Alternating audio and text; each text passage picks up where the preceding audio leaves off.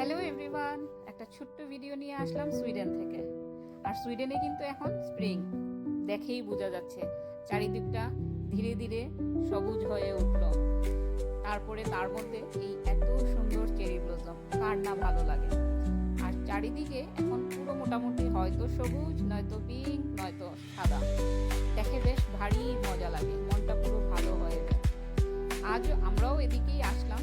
এটা যদিও একটা গ্রেভিয়ার্ড, কিন্তু খুব সুন্দর করে এই রাস্তাটা দুদিকে পুরো চেরি ব্লসমের এত ট্রি যে কি বলবো।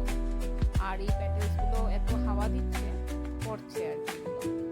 তো এটা রিপ্রেজেন্ট করে যে একটা নিউ বিগিনিং এসছে, মানে বলা যায় বিউটি অফ লাইফ। আর এই ফ্লাওয়ারগুলো খুব কিন্তু বেশি দিনের জন্য থাকে না, খুব শর্ট টাইম।